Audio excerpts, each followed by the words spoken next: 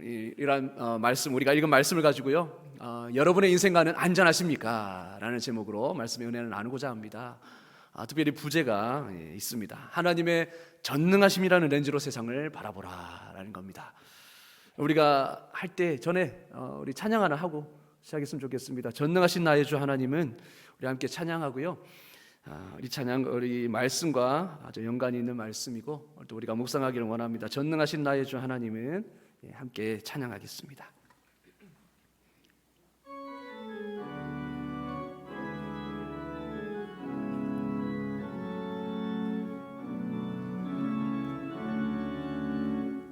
전능하신 나의 주 하나님은, 전능하신 나의 주 하나님은 능치 못할 일이, 능치 못하실 일 전혀 없네. 우리의 모든 간구도, 우리의 모든 생각도, 우리의 모든 꿈과 모든 소망도 신실하신 나의 주 하나님은 우리의 모든 괴로움 바꿀 수 있네. 불가능한 일 행하시고 죽은 자를 일으키시니 그를 이길 자 아무도 없네. 주의 말씀 의지하여 깊은 곳에 금을 던져 오늘 그가 놀라운 일을 이루시는 것 보라. 주의 말씀 의지하여 믿음으로 금을 던져 믿는 자에게 능치 못하. 우리 한 번 더 찬양할까요? 전능하신 나의 주 하나님은, 전능하신 나의 주 하나님은 능치 못하실 일 전혀 없네. 능치 못하실 일 전혀 없네. 우리의 모든 간구도, 우리의 모든 생각도, 우리의 모든 꿈과 모든 소망도 신실하신 나의 주 하나님은, 신실하신 나의 주 하나, 우리의 모든 괴로움 바꿀 수 있네. 우리의 모든 괴로움 바꿀 수 있네. 불가능한 일 행하시고 죽은 자를 일으키시니 그를 이길 자 아무도 없네. 주의 말씀 의지하여, 주의 말씀 의지하여 깊은 곳에 금을 던져 오늘 그가 놀라운 일을 이루시는 것 보라. 주의 말씀 의지하여 믿음으로 금을 던져 믿는 자에게 능치 못하. 주의 말씀 의지하여, 주의 말씀 의지하여 깊은 곳에 금을 던져 오늘 그가 놀라운 일을 이루시는 것 보라. 주의 말씀 의지하여 믿음으로 금을 믿는 자에게, 믿는 자에게 능치 못하. 믿는 자에게 능치 못함 없네. 믿는 자에게 능치 못함 없네. 할렐루야, 아멘. 우리 하나님은 전능하신 하나님인 줄로 믿습니다. 불가능한 일이 없으십니다. 믿는 자에게 능치 못한 일이 없는 줄로 믿습니다. 아멘. 여러분, 하나님의 전능하심, 이 전능하심이라는 교리는 하나님의 능력이 무한하다라는 진리입니다. 하나님이 능력을 행하시기로 작정하시면 언제 어디서든지 어떤 일이든 뜻하신 가운데 뜻대로 하실 수 있다라는 이 진리이죠. 그렇다면 우리가 믿는 이 교리, 이 진리, 우리가 고백했던 찬양, 이 찬양의 고백대로 우리가 하나님의 전능하심을 믿는다, 의지한다라고 고백했는데 과연 이 하나님의 전능하심이 우리 삶에 어떤 영향을 줄 수 있을까라는 것이죠. 그럼 제가 가정을 신방하면서 종종 이런 이야기를 듣습니다. 자녀를 기르는 일이 너무나 힘들다는 겁니다. 그렇게 힘들 줄 몰랐다는 거죠. 진이 빠지고 낙심될 때가 한두 번이 아니라는 겁니다. 자녀에게 바르게 이 살려는 마음을 심어주기에는 내가 너무 연약해 보이고 부족해 보이고 또 너무 무능한 것 같다는 거죠. 그래서 신앙 서적, 자녀 양육, 신앙의 양육의 서적들을 유명한 서적들을 다 찾아보고 다 읽어보아도 무기력함은 여전하다는 겁니다. 짐이 너무 무거워서 감당하기 힘들 때가 많다라고 그렇게 고백하십니다. 뿐만 아닙니다. 사업을 크게 하시는 실력 있는 성도님을 만났습니다. 그런데 그분이 그렇게 말씀하시더라고요. 사업을 크게 확장하면 할수록 너무나도 변수가 많다는 겁니다. 어떤 변수들이 있습니까? 정부 시책이 바뀌죠. 그리고 경기 침체가 오죠. 예상치 못했던 코로나 팬데믹이 닥쳐오죠.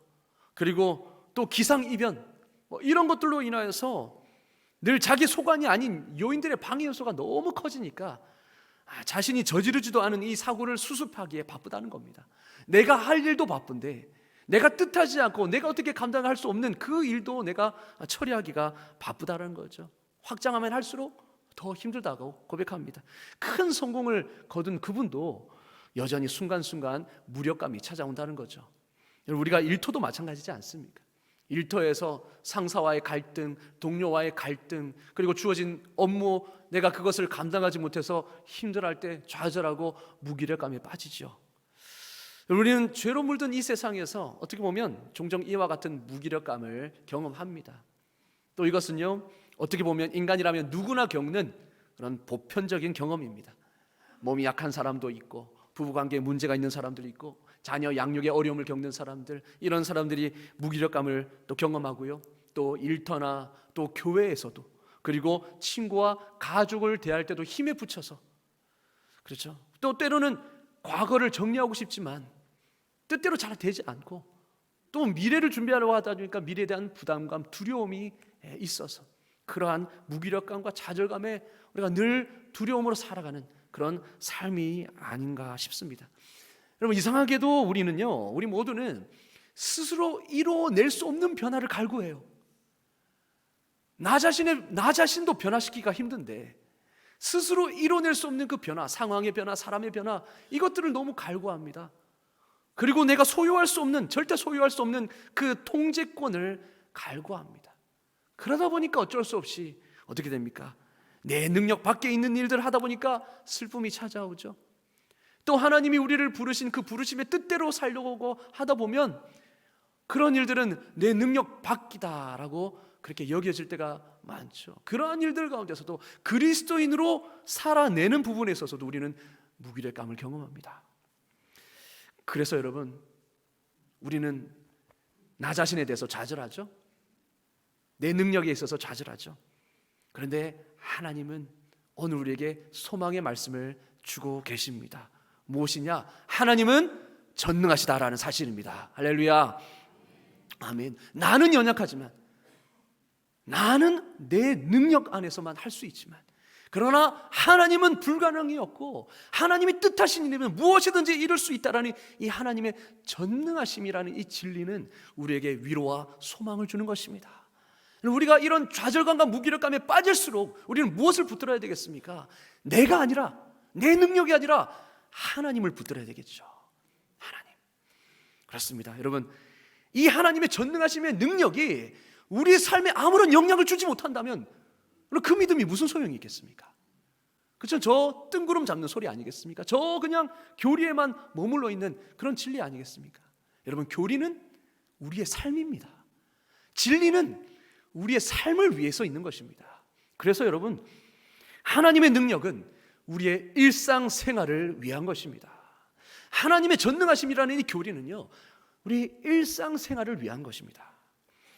하나님은 우리에게 필요한 물질을 공급해 주시고, 또 우리 자녀의 마음 속에 역사하시고, 부부관계를 살려주시고, 또 때로 우리에게 찾아오는 그 유혹에서 우리를 보호하십니다. 이렇게 하나님은 늘 그분의 자녀를 위해서 전능하신 능력을 적극 발휘하십니다. 흘려보내신다는 거죠.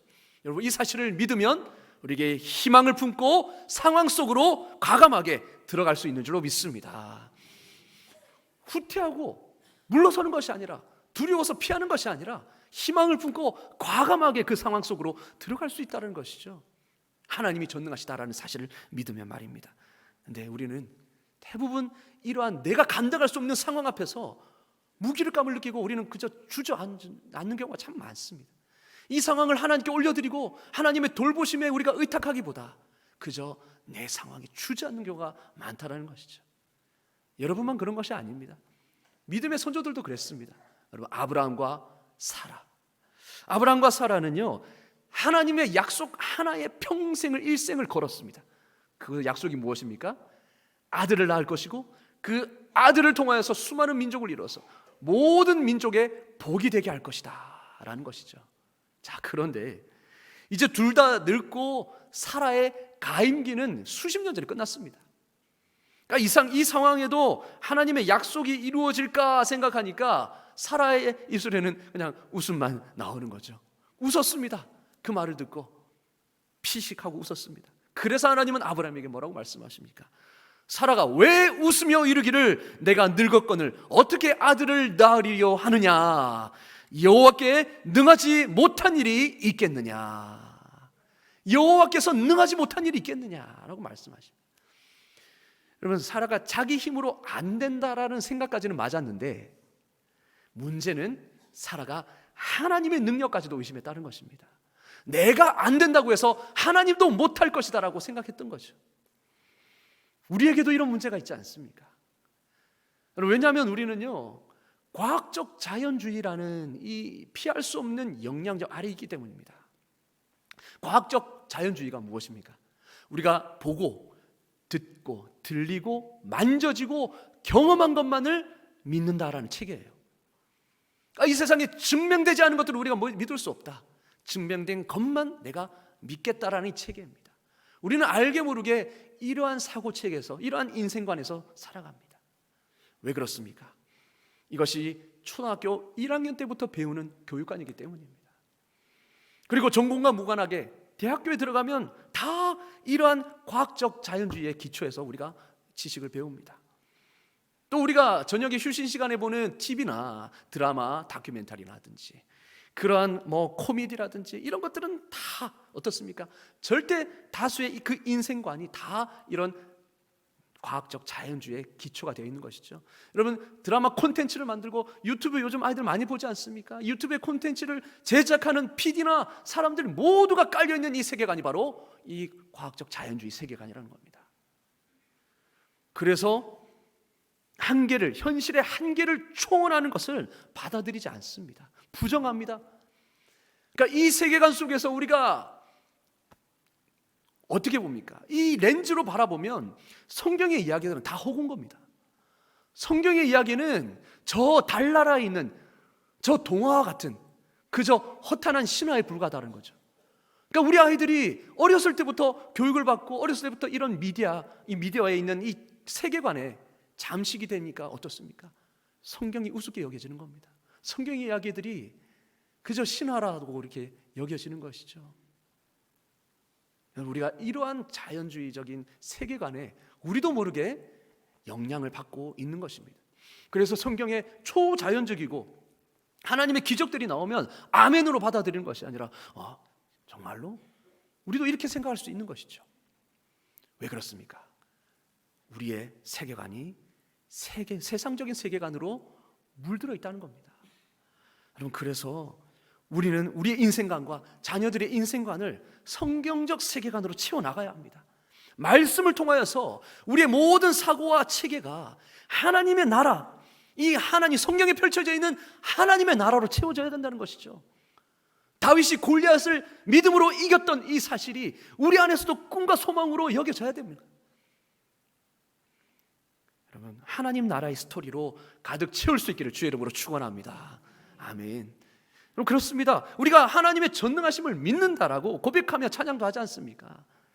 하지만 이 하나님의 전능하신 능력을 믿는 것과 일상생활에서 그 믿는 바대로 살아가는 것은 다른 얘기입니다. 우리가 많이 믿고 고백하지만 우리 일상에서는 우리의 어려운 문제 앞에 좌절하거나 그저 무기력하게 포기하고 그렇게 앉아있지 않습니까? 그러나 주님의 자녀라면, 우리가 하나님의 전능하심을 믿는다면 그 상황 속에서도 소망을 품고 그 상황을 정면 돌파하면서 하나님이 이끄심을 믿음으로 그 상황 속으로 들어갈 수 있는 것이죠. 여러분, 하나님은요 성경에서만 살아있는 분이 아닙니다. 우리의 일상 속에서 살아 숨쉬는 분인 줄로 믿습니다. 아멘. 이것을 우리가 깨달아야 합니다. 우리가 하나님의 일상생활 속에서 우리가 하나님의 능력을 발휘하신다는 사실을 우리가 신뢰하지 않는다면 우리의 삶은 어떻게 될까요? 내 힘으로 할 수 있는 것만 하게 됩니다. 내 한계 안에서만 살아간다는 거죠. 내 경험 안에서만. 그러나 하나님이 나와 함께 하시고 그 하나님이 전능하신 나의 아버지가 되신다라는 이 사실을 믿고 살아가는 사람은 한계를 뛰어넘습니다. 무기력감에서 좌절하지 않고 일어섭니다. 그래서 현실로 향하여서 믿음으로 담대히 걸어 들어갑니다. 그렇습니다. 여러분, 우리 하나님의 자녀라는 그 신분의 특권은 바로 여기에 있습니다. 우리는요 나 자신의 힘이라는, 능력이라는 그 한정된 자원에서 살고 있는 사람이 아니에요. 하나님의 자녀라는 특권은 무엇입니까? 그 한정된 자원을 넘어선다는 것입니다. 무한한 자원이 우리에게 있다라는 거예요. 그렇죠? 그래서 여러분, 무슨 일이 닥쳐오든 꼭 기억해야 할 것이 있습니다. 하나님은 여러분을 위하여 능력으로 지금 역사하시고, 그리고 신령한 능력을 여러분에게 선물로 주기를 원하신다는 사실입니다. 할렐루야, 아멘. 여러분, 오늘 본문을 한번 봅시다. 에베소서 1장 우리 16절에서 22절은요 구원을 통해 얻은 소망들을 신자들이 깨닫게 해달라라는 바울의 기도입니다. 소망에 관한 것은 늘 우리에게 용기를 주죠. 우리 주변을 보아도 여러분, 우리 중 수많은 이들이 낙심과 불안에 시달려하고 있습니다. 특별히 엉뚱한 데다가 소망을, 희망을 두었다가 고생하는 분들도 있고, 또 아예 사실상 희망을 아예 놔버린 사람들도 있습니다. 근데 바울은 에베소 성도들도 똑같은 상황에 있다는 것을 알았습니다. 그들도 역시 우리와 다를 바 없었습니다. 여전히 힘들고 그리고 그리스도인으로 살아가기가 참으로 쉽지 않은 세상에서 무기력감을 느끼고 있었다는 거죠. 그런 에베소 성도들에게 뭐라고 바울이 기도한다고 말하고 있습니까? 하나님의 자녀인 그들에게 이미 주어진 엄청난 소망을 깨달아 알기를 원합니다라고 기도하는 것입니다. 이미 주어진 그 소망, 이미 주어진 능력을 보게 해달라고 기도하는 것입니다. 여러분, 18절 19절을 한번 보실까요? 어떻게 기도합니까? 다 같이 읽겠습니다. 시작. 너희 마음에 눈을 밝히사 그의 부르심의 소망이 무엇이며 성도 안에서 그 기업의 영광의 풍성함이 무엇이며 그의 힘의 위력으로 역사하심을 따라 믿는 우리에게 베푸신 능력의 지극히 크심이 어떠한 것을 너희로 알게 하시기를 구하노라. 아멘. 바울은 에베소 성도들이 세 가지를 깨닫게 하기를 구했습니다. 첫 번째, 우리를 부르심 안에 있는 그 소망, 부르신 그 뜻, 그 부르심 안에 있는 소망이 어떤 것인지를 깨달아 알기를 원합니다. 또 두 번째, 그 기업의 영광의 풍성함이 무엇인지를 깨닫기를 원합니다. 그리고 세 번째, 하나님이 우리 삶에 역사하시는 지극히 큰 능력이 어떤 것인지를 깨닫기를 구했습니다. 이것은 특히 19절을 보면요, 그분의 지극히 큰 능력이 믿는 우리에게 이미 주어져 있음을 시사하고 있습니다. 하나님의 그 지극히 큰 능력, 하나님의 역사하신 대로 주시는 하나님의 지극히 큰 능력, 그것이 무엇입니까? 바울이 말하는 부르심 안에 있는 소망, 그리고 하나님의 지극히 큰 능력이 무엇입니까? 바로 20절에 있습니다. 20절 다 같이 한번 읽겠습니다. 시작. 그의 능력이 그리스도 안에서 역사하사 죽은 자들 가운데서 다시 살리시고 하늘에서 자기의 오른편에 앉히사. 아멘. 부활의 능력입니다. 여러분, 그리스도 안에서 죽은 자를 다시 살리신 그 능력이 바로 하나님의 능력이라는 것입니다. 그 능력이 우리 안에 지금 이미 주어져 있다는 것입니다.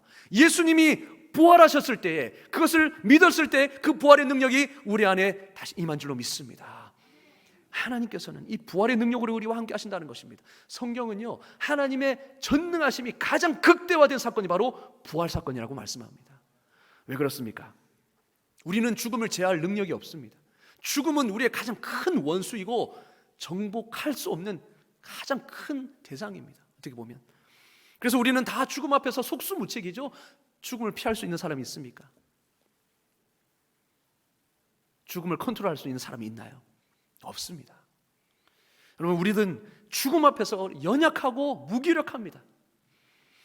죽음 앞에서 우리는 인생의 무상함과 유약함을 뼈저리게 느끼죠. 우리 장례식을 가면 늘 느낍니다. 우리가 한 번은 우리가 죽음을 경험할 터인데 내가 이런 인생 앞에서 아등바등 왜 이렇게 살았느냐, 그렇게 후회하기도 합니다. 그럼 이런 우리가 정복하지 못하는 이 죽음을 이긴다라는 것은 무엇을 의미할까요? 바로 가장 큰 능력이다라는 겁니다. 죽음을 이기는 것이 가장 큰 능력이라는 것입니다. 여러분, 바울도 고린도전서 15장에서 말했듯이 죽은 자를 다시 살리는 그 부활의 능력이야말로 성경적 믿음의 핵심이라고 말합니다. 기독교의 핵심, 기독교 신앙의 핵심은 바로 부활신앙이다 말합니다. 왜냐? 부활이 없으면 예수님께서 죽은 자 가운데서 다시 살아나시도 않으셨을 것이고, 예수님이 다시 부활하지 않으셨다면 우리의 구원도 없다라는 것입니다. 우리의 죄가 구원받을 수 없다는 겁니다. 예수님이 부활하셨기 때문에 지금 우리가 있는 것이고 우리의 믿음도 살아있는 것이죠. 그래서 부활의 능력이 가장 핵심이고, 기독교는 부활의 종교이요 하나님의 은혜는 바로 부활의 능력이라는 것입니다. 여러분, 전능성이라는 것은, 전능성, 뭐든지 할 수 있다, 이것은 사망의 권세조차도 그분을 이길 수 없다는 것을 말하는 것입니다. 그리고 전능하심, 하나님의 전능하심이라는 것은 죽은 자를 살리는 일까지도 그분의 능력의 범위 안에 있다라는 것입니다. 그러니까 죽은 자를 살리는 능력이야말로 최상급의 능력이죠. 성경은요, 하나님의 전능하심에 대해서 두 가지로 대표적으로 이야기하고 있는데, 첫 번째는 창조 능력입니다. 창조입니다. 말씀으로 창조하셨다. 여러분, 생각해 보십시오. 우리가 원자재에서 다른 것들을 생성할 수 있는 능력은 우리에게 있죠. 근데 무에서 유를 생성하는 능력은 우리에게 없습니다. 오직 하나님만 있습니다. 하나님은 아무것도 없는 무에서 유로 창조하신 분이십니다. 이게 하나님의 능력이고요. 두 번째로 성경이 말하고 있는 것은 바로 부활의 능력입니다. 부활은 무엇입니까? 엉망진창을 다시 원래대로 돌이키는 것입니다. 부활이라는 것은 그 죽음, 원래 죽음이라는 건 없지 않습니까? 그러나 죄로 인해서 인간에 들어와서 엉망진창이 되어버렸습니다. 이 엉망진창인 이 삶을 다시 회복시키고 새롭게 하시는 것이 바로 부활의 능력이거든요. 그런데 여러분, 부활이 왜 창조보다 더 어려울까요? 어떤 분은 말합니다. 리모델링이 차라리 새로 짓는 것보다 더 어렵다. 왜냐하면 리모델링이라는 것은 그 안에 있는 그 구조, 어떻게 보면 지어졌을 때 그 구조 안에서 뭔가를 해결해야 되지 않습니까? 차라리 다 허물어버리고 새로 짓는 걸 낫다라는 겁니다. 그만큼 엉망인 상태를 다시 되돌이키기가 더 쉽지 않다는 거예요. 그래서 부활이 바로 최고의 하나님의 능력이라는 것입니다. 근데 그 부활이 우리에게 이미 있다라는 겁니다. 모든 믿는 자들의 소망은 지금 여기서 누리는 부활의 능력입니다. 하나님은요, 우리와 함께 하실 때에 그 부활의 능력으로 우리와 함께 하시는 것입니다. 우리를 위해 일하시는 것입니다. 예수님의 시신에 생명을 불어넣으신 그 동일한 능력이 이제 저와 여러분의 것인 것입니다. 그렇습니다. 어떤 엉망인 상황도 새롭게 회복시킬 수 있는 그분의 능력이 이제 우리의 것인 것입니다. 바울이 알려주듯이 하나님의 능력은 신학적이고 추상적인 개념이 아닙니다. 우리의 현재적 소망입니다. 이 땅에서 지금 우리가 누릴 수 있는 소망이라는 것이죠. 여러분이 누구이고 지금 어떤 상황에 부딪혀 있든 관계없습니다. 그리스도를 죽은 자 가운데서 살리신 바로 그 능력이 바로 여러분에게 지금 여기서 복으로 주어진 줄로 믿습니다. 아멘. 이것이야말로 최고의 능력입니다. 여러분, 우리에게는 자녀에게 바르게 살 수 있도록 해줄 수 있는 능력이 없습니다. 바르게 살려는 마음을 심어줄 능력이 없어요. 신앙의 마음도 심어줄 능력이 없습니다. 그러나 하나님에게는 있습니다. 여러분, 직장 상사를 변화시킬 수 있는 능력이 여러분에게는 없습니다. 그러나 하나님에게는 있습니다. 부부관계, 어그러진 부부관계를 회복시킬 수 있는 능력이 나에게는 없어요. 그러나 하나님에게는 있다는 사실입니다. 여러분, 무너진 여러분의 마음에 용기를 북돋을 능력이 여러분에게 있습니까? 이미 좌절되고 이미 꺾여 있는 상태에서 그럼 어떻게 할 수 있습니까? 그러나 하나님에게는 그 능력이 있다라는 사실입니다. 능력으로 우리 안에 계시고 우리와 함께 계시고 우리를 위하시는 그분을 믿는다면 여태 자꾸 포기하고 희망을 버리던 부분에서 이제는 소망을 품고 살아가면서 담대히 행동할 수 있게 되는 것이죠. 여러분, 이 능력이 우리에게 이미 주어진 것입니다. 여러분은 자신이 약하게 느껴질지도 몰라도 하나님의 결심은 절대 약해지지 않습니다. 하나님은 결심한 대로 그 능력을 사용하셔서 일상생활의 상황 속에서 여러분의 필요를 채워주실 것입니다. 하나님은 지금 우리의 일상생활 속에서 부활의 능력으로 역사하십니다. 여러분, 하나님의 능력은 우리의 일상생활을 위한 것입니다. 그렇기에 지금 여기서 누릴 수 있습니다.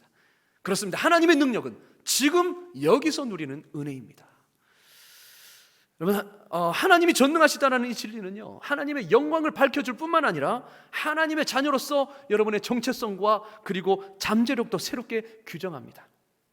여러분이 그리스도인이라면 바로 그것은 하나님의 자녀라는 뜻이겠죠. 그렇죠? 모든 그리스도인은 하나님의 자녀인 줄로 믿습니다. 그렇습니다. 하나님이 나의 아버지시라는 겁니다.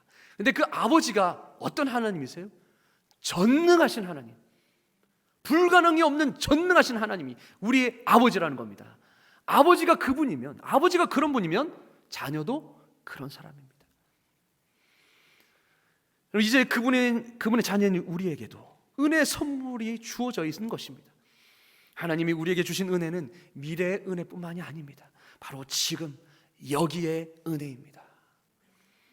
잘 아시겠지만 직장에서 모든 동료를 사랑하기란 쉽지 않습니다. 여러분, 사랑스러운 사람보다 오히려 짜증스럽고 경멸을 불러일으키는 사람이 직장에 더 많죠? 그렇죠? 그렇지 않습니까? 정말 이 사람 닮고 싶고 이 사람과 함께하고 싶다라는 사람보다는 정말 나에게 짜증을 불러일으키고 화를 북돋는 사람들이 더 많습니다. 여러분, 대가족이 있다면 아시겠지만 집안에 평화가 오래 지속되기가 힘듭니다. 여러분, 명절이나 모임 때면 대개 이 단합과 화목과 사랑보다 오히려 갈등과 상처와 분열이 더 많아집니다. 여러분, 명절만 지나면 고소가 더 많아진다고 하지 않습니까? 그 고소가 이웃 간의 고소가 아닙니다. 가족 간의 고소입니다. 배우자 간의 고소입니다.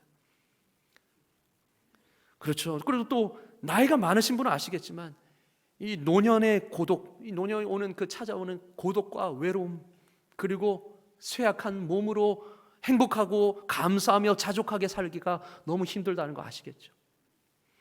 부모라면 잘 알겠지만 한결같이 내 자식을 그렇게 온유하게 인내하고 사랑하기가 참으로 힘든다는 것을 압니다. 그리고 우리가 결혼한 사람이라면 내 아내, 내 남편을 정말로 한결같이 그렇게 참아주고 오래 참아주는 것이 쉽지 않다는 것을 알고 있습니다. 여러분이 혹시나 대학생이라면 신앙이 존중되지 않는 그 환경에서 꿋꿋이 신앙대로 살아가기가 힘들고 희생이 따른다는 것을 아시겠죠. 재정의 청지기 역할을 하기도 힘들고 날로 더욱 포르노와 음란으로 물들어가는 그 문화 속에서 내 마음을 깨끗하게 지키기도 참으로 쉽지 않습니다. 여러분, 바쁘고 힘든 그 현대생활 속에서 개인의 경건생활, 개인의 말씀의 묵상, 기도 시간, 또 예배 시간을 찾아서 우리가 그렇게 드리는 것이 쉽지 않다는 것을 여러분 잘 아시지 않습니까? 이미 회심은 했지만 아직 본향에 이르지 못한, 이미와 아직 중간 사이에 끼어있는 우리의 모습, 그 우리의 삶은요, 힘들다는 말로도 부족합니다. 아니, 오히려 그리스도인으로서 산다라는 것 자체는 어떻게 보면 불가능에 가깝다라고 우리가 말할 수 있을 것입니다. 내 힘만으로는 하나님이 살라라고 부르신 그대로 살기가 불가능하다는 것을 여러분 우리가 알지 않습니까? 하나님이 사랑하라고 부르신 그 사랑대로, 그 부르신 대로 사랑하기가 정말 불가능합니다. 하나님이 섬기라고 부르신 대로 섬기기가 불가능합니다. 내 힘만으로는요. 그러나 복음의 영광스러운 메시지는 우리에게 기쁨을 주는 것은 바로 무엇이냐? 하나님이 나를 내 손에 맡겨두시지 않으셨다는 사실입니다. 하나님이 나를 그저 내 손에만 맡겨두시지 않으셨다는 것입니다. 하나님은 기껏 우리를 구원하셔서 가족으로 삼으신 후에 자, 이제 내가 널 구원했으니 내가 할 일을 다 했으니 이제는 이 힘으로 살아보아라 라고 내버려 두시는 분이 아닙니다. 하나님이 우리를 부르시고 구원하셨다면 이제 그 삶을 살 수 있도록 능력과 힘과 지혜를 주시는 분도 바로 우리 하나님이십니다. 그래요, 여러분. 하나님은 그분의 능력과 은혜라는 그 자원을 적극적으로 우리에게 흘려보내십니다. 오히려 그 은혜 덕분에 우리의 연약함이 오히려 큰 능력을 경험하는 통로가 되는 것이고 우리에게 숨겨진 그 잠재력을 발견하게 되는 관문이 되는 것이죠. 여러분, 하나님은 연약한 우리에게 능력을 베푸십니다. 아멘. 우리 따라해 봅시다. 하나님은 연약한 우리에게 능력을 베푸십니다. 아멘. 아멘. 여러분, 정말 이것을 믿는다면 우리에게는 소망이 생길 뿐만 아니라 삶의 힘든 부분을 생각하고 그 힘든 부분에 대응하는 태도도 달라지게 되어 있습니다. 여러분, 시편 18편 29절은 이렇게 말하죠. 내가 주를 의뢰하고 적군을 향해 달리며 내 하나님을 의지하고 담을 뛰어넘나이다. 아멘. 자, 보세요. 내 힘만 의지했을 때는 적군이 달려오면 우리는 어떻게 합니까? 그 적군이 너무나 나보다 뛰어나고 나보다 힘이 센 적군이면 우리는 도망하죠. 그러나 뭐라고 말합니까? 다윗은 내가 주를 의뢰하고 어떻게 한다고요? 적군을 향해 전진한다는 겁니다. 달린다는 것입니다. 뿐만 아니라 내 하나님을 의지하고 담을 뛰어넘는다고 했습니다. 여러분, 우리는 하나님을 의지하지 못하고 내 힘만 의지할 때는 어떻게 합니까? 한계를 만났을 때 우리는 거기서 그냥 자기합니다. 그냥 내려놓습니다. 좌절합니다. 그러나 하나님을 의지하니까 어떻게 한다고요? 담을 뛰어넘나이다. 내 한계를 뛰어넘나이다. 내 상황과 내 지식의 한계를 뛰어넘는 것입니다. 에베소서 3장 20절 말씀은 이렇게 말씀합니다. 우리 가운데서 역사하시는 능력대로 우리가 구하거나 생각하는 모든 것보다 더 넘치도록 능히 하실 이에게. 저기 여기 무슨 말씀하고 있습니까? 이 말씀의 표현을 잘 보십시오. 우리 가운데서 역사하실입니까? 아니죠. 우리 가운데서 지금 여기에 역사하시는 능력대로라고 말합니다. 그 능력은 어떤 능력입니까? 우리가 원하거나 간구하는 것보다 더 능히 넘치도록 하시는 능력이라고 말합니다. 여러분, 지금 그분의 은혜가, 지금 그분의 전능하심이 우리에게 역사되고 있다는 사실입니다. 전능하신 아버지의 능력은 여러분이 지치고 낙심하고 절망해서 금방 굴하거나 포기하려고 할 때도 역사하십니다. 우리 구주의 능력은 결코 수동적이거나 게으름 피우지 않습니다. 일하는 중에 잠을 자거나 포기하지도 않습니다. 여러분, 우리가 정말 그렇게 믿는다면 여러분은 더는 불안과 염려에 지배당하지 않습니다. 지배당하지 않는다라는 표현에 유의하십시오. 아예 불안과 염려가 찾아오지 않는다는 것이 아니라 지배당하지 않는다는 것입니다. 불안과 염려가 찾아오지만 우리는 극복해낼 수 있다는 것입니다. 그리고 더 이상 두려움 속에 살아가지도, 그리고 희망을 포기하지도 않습니다. 주님의 전능하신 능력이 우리 안에서 역사하심을 진정으로 우리가 믿는다면 한때 피하던 그 자리로 들어가서 의지적으로 사랑하고 의지적으로 힘써 용서하게 되는 것입니다. 자신에게 능력이 있다라고 생각해서가 아니라 바로 죄인을 구원하신 그 하나님의 능력이 우리의 상상을 초월하기 때문입니다. 우리의 계산을 초월하기 때문입니다. 그래서 그분을 믿고 힘든 상황 속에서 들어가서 사랑하고 내가 할 수 없는 그 용서를 할 수 있는 것이죠. 여러분, 이제 여러분은 자신의 연약함에 갇혀 있지 않고 그 감옥에서 해방되어서 우주의 최강의 능력의 자원을 받아 누리시는 사람입니다. 여러분, 제가 몇 년 전에 다른 교회에서 사역할 때요, 경제적으로 어려움을 겪고 있어서 도움을 요청하신 분이 있었습니다. 부부가 모두 중증 장애인이신데 그러니까 경제 생활이 안 되시죠. 두 분 다 중증 장애이니까. 근데 아내가 이제 수술할 일이 있어서 수술비가 필요했습니다. 근데 수술비가 없었던 거죠. 그래서 저에게 전화를 해서 어려운 상황을 말씀해 주셨습니다. 정말 힘든 상황이지만 저는 경제적으로 그분에게 아무런 도움을 줄 수가 없었습니다. 제가 그렇게 여유가 있었던 것이 아니기 때문이죠. 다만 저는 그저 그분께 성도님 기도합시다. 하나님께서 어려운 가운데서도 여기까지 인도하셨지 않습니까? 우리 에베네셀 하나님을 믿고 우리가 기도합시다. 그 말밖에, 기도하자라는 말밖에 할 수가 없었습니다. 그러면서도 한편으로는 이 말밖에 할 수 없는 제가 너무나 초라하게 느껴졌습니다. 뭔가 실질적인 도움을 드릴 수 없는 제가 너무나도 초라했다는 것이죠. 저는 이렇게 말하고 싶었습니다. 아, 그러세요 성도님? 제가 무엇을 도와드릴까요? 제가 어떻게 해드릴까요? 얼마가 필요하세요? 제가 그렇게 말씀하고 싶었습니다. 근데 제가 그렇게 할 수 없죠. 왜냐? 돈이 없으니까요. 그렇게 말하고 있는, 기도만 하고 있는 제 자신이 초라하게 느껴졌고요. 또 한편으로는 아주 무능한 목사로 그렇게 여겨질까 봐 두려웠습니다. 실제로 제가 전화상으로 기도를 해드렸는데요, 그분이 마지막에 아멘을 안 하시는 겁니다. 그 침묵 속에서 저는 무슨 내 마음에 어떤 외침이 있었냐면, 그 침묵이 저는 이렇게 여겨졌습니다. 목사님, 제가 지금 기도받으려고 전화한 줄 아십니까? 실제적인 도움이 필요한 겁니다. 돈이 필요한 겁니다. 그 침묵 속에 그렇게 메아리 치는 것 같았습니다. 그렇게 되니까 여러분, 저는 더 위축이 되었습니다. 시간이 지나고 그분의 소식을 묻는 것조차 두려웠습니다. 그래서 계속해서 찾아뵙고 위로하고 신방을 해야 되는데 내가 위축이 되니까 그렇게 못하겠더라고요. 그 상황 속으로 못 들어가겠더라고요. 여러분, 딱히 실제적인 도움을 줄 수 없다는 그 이유로 우리는 위축이 되었습니다. 무력감에 쌓여서 하나님 앞에 투정하며 기도했습니다. 하나님, 왜 저에게는 엘리사 같은 능력을 주시지 않습니까? 왜 기도하면 낫고 병자가 낫고 그 상황이 해결되고 왜 그런 능력을 저에게 주시지 않습니까? 라고 투정 부리면서 기도했습니다. 근데 그렇게 기도하던 중에 하나님이 이런 깨달음을 주셨습니다. 하나님께서 지금 그 상황을 통하여서 그 성도님의 삶 가운데 행하실 뜻이 있으시다 라는 깨달음을 주셨습니다. 아, 이 상황 속에서도 하나님 이것을 통해서 그분에게 역사하실, 행하실 뜻이 있으시구나. 그러면서 이런 마음을 주셨습니다. 네가 아니라 내가 한다. 왜 네가 하려고 하느냐? 네가 아니라 내가 한다라는 거죠. 그 마음의 음성을 듣고 깨달았습니다. 그래, 맞아. 내가 하는 게 아니라 하나님이 하시지. 나는 할 수 없지만, 나는 이 상황에서 아무것도 할 수 없지만, 그러나 하나님은 하실 수 있으셔. 하나님의 백성은요, 하나님이 돌보십니다. 그렇죠? 그분도 하나님의 백성이지 않습니까? 그러면 그분은 하나님이 돌보시는 것입니다. 나에게서 그 능력을 찾을 것이 아니라 날마다 성도들을 돕기 원하시며 필요한 것들을 공급해 주시는 우리 하나님을 바라봐야 된다는 사실을 그때 깨달았습니다. 저는 그것을 놓치고 있었던 겁니다. 하나님을 바라보지 못하고 신뢰하지 못하니까 계속 내가 하려고 했던 거죠.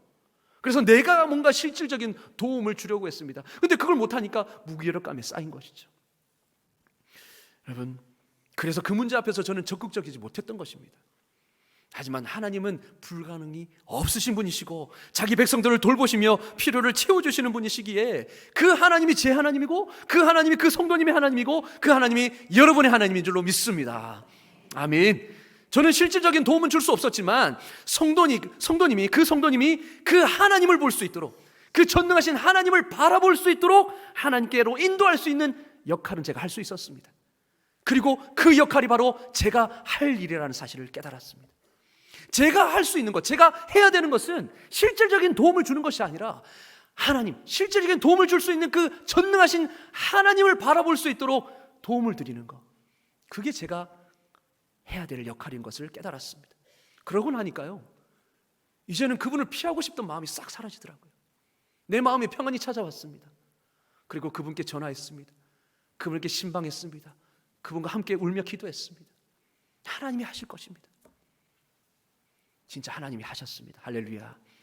하나님이 어떻게 아는 사람을 통해서 수술비를 조달하게 하시고요, 이 기도의 간구를 들은 사람, 그 남전도에서 돈을 십시일반 모아가지고 그분의 수술비들을 다 마련하고 또 국가의 보조를 또 받고 해보니까 방법이 있더라고요. 근데 저는 그저 내가 할 수 없다는 그 무력감에 빠져서 그저 뒤로 물러섰던 것입니다. 여러분, 우리가 바라봐야 할 것은 누구입니까? 연약한 내가 아니라 전능하신 하나님인 줄로 믿습니다. 나는 할 수 없지만 그분은 하실 수 있습니다. 여러분, 연약한 그대로 하나님의 능력을 의지하고 나아갈 때에 우리는 성경의 믿음의 사람들과 같은 경험을 하게 되는 것입니다. 그 성경의 믿음의 사람들을, 여러분, 그 사람은 강자의 명예의 그 전당이 아닙니다. 여러분, 그분들은 다 우리와 똑같은 사람들입니다. 그렇지 않습니까? 큰 일을 해낸 사람들도 마찬가지죠. 연약함 덩어리입니다, 그 사람들도. 그런데 하나님의 능력이라는 그 은혜의 선물에 붙들려서 강해진 것입니다. 하나님이 하신 것이죠. 다윗과 골리앗을 보십시오. 다윗과 같은 사람들이 자기 능력 밖의 일을 할 수 있었던 것은 다윗이 한 게 아닙니다. 다윗은 그저 믿음으로 갔습니다. 그러나 전능하신 주님께서 다윗과 함께 하셨고 다윗을 위하셨기 때문에 그 일들이 이루어진 줄로 믿습니다. 여러분, 그것을 우리가 믿을 수 있기를 원합니다. 우리의 믿음이 작아서가 문제이지 하나님의 능력에 문제가 있는 게 아닙니다. 그래서 결론은 무엇인가? 바로 하나님의 능력이라는 렌즈를 끼십시오. 하나님의 능력이라는 렌즈를 끼고 이 모든 세상을 바라보십시오. 타락한 세상에서 사는 것은 정말 고달픕니다. 달갑지 않은 일들, 예기치 않은 일들이 우리의 문간으로 쑥쑥 들어옵니다. 그러면 어느새 우리는 무기력감에 쌓여서 내 능력과 고난과 통제 밖에 있는 그것들에 우리가 걱정과 염려에 휩싸이고 주저앉아 있습니다. 그럴 때일수록 우리 자신의 힘이라는 그 렌즈를 벗어버리고 하나님의 능력의 렌즈로 우리 모든 눈앞에 있는 역경을 바라봐야 될 줄로 믿습니다. 그렇습니다. 하나님은, 그 하나님의 능력은 우리 안에서 우리와 함께 우리를 위하여 일하고 있습니다. 그리고 그분은 우리가 천국에 이를 때까지 쉬지 않고 일하십니다. 여러분, 여러분의 직장 생활을 하나님의 능력의 렌즈를 끼고 바라보시기를 주의 이름으로 축원합니다. 결혼과 가정도 마찬가지입니다.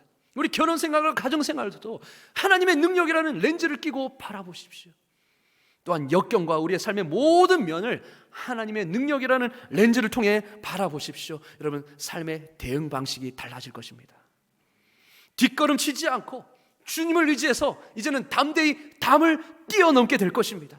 이 담이 무엇입니까? 우리의 한계이죠. 내 자신의 한계이고 현실의 한계이죠. 그러나 그것을 뛰어넘게 된다는 것입니다. 여러분, 여러분의 삶에서 연약함을 고백하면서 여러분 안에서 역사하신 하나님의 능력을 믿어야 할 영역이 어디입니까? 새로운 헌신과 용기와 소망을 품고 걸음을 내딛어야 할 부분은 어디이십니까? 그동안 여러분이 포기했던 부분은 어디이십니까? 하나님이 부르신 대로 선한 일을 하다가 아무것도 달라지지 않는 같은 이 현실 앞에 주저앉아 있는 영역이 무엇이 있습니까? 바로 지금 부활의 능력이 여러분의 일상생활 속에서 지금 여기에 임하고 있다는 사실을 믿을 수 있기를 주의 이름으로 축원합니다. 아멘. 하나님은 전능하십니다. 그분이 우리의 아버지가 되십니다. 은혜로 말미암아 그분의 능력이 우리의 것이 되었습니다. 그래서 우리에게는 절망이 아닌 소망이 있는 줄로 믿습니다. 이것이 하나님의 자녀가 누리는 특권입니다. 우리는 소망이 있습니다. 내 자원, 한정된 자원으로 살아가는 것이 아니라 무한한 자원 가운데서 내 능력 밖의 일도 하나님이 일해 주심을 통하여서 불가능을 가능으로 바꿔주시는 그 하나님을 힘입고 우리가 살아가는 인생, 이것이 하나님의 자녀의 삶의 특권인 줄로 믿습니다. 이런 삶을, 능력인 삶을 살아갈 수 있는 저와 여러분 될 수 있기를 주의 이름으로 축원합니다. 아멘. 기도하겠습니다.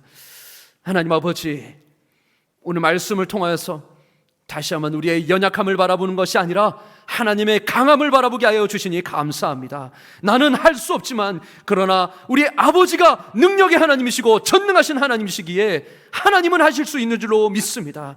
우리의 어려운 삶의 역경들을 만났을 때에 내 힘으로 할 수 없는 불가능한 일은 만났을 때에 우리가 좌절하고 그냥 엎어져서 하나님 그냥 포기하고 있는 것이 아니라 하나님, 우리가 다윗처럼 주님의 능력을 의지하여 그 담을 뛰어넘고 적군을 향해 전진할 수 있는 우리의 삶이 되게 하여 주시옵소서. 어떠한 삶도 하나님 불가능한 일이 없다라는 사실을 깨닫고 우리는 믿음으로 하나님 우리가 할 수 있는 일에 전진하며 나아가게 하여 주셔서 하나님 그 능력, 그 믿음을 통해서 일하시는 하나님의 놀라우신 전능하신 능력을 보게 하여 주시옵소서. 우리 주 예수 그리스도 이름으로 기도드리옵나이다. 아멘.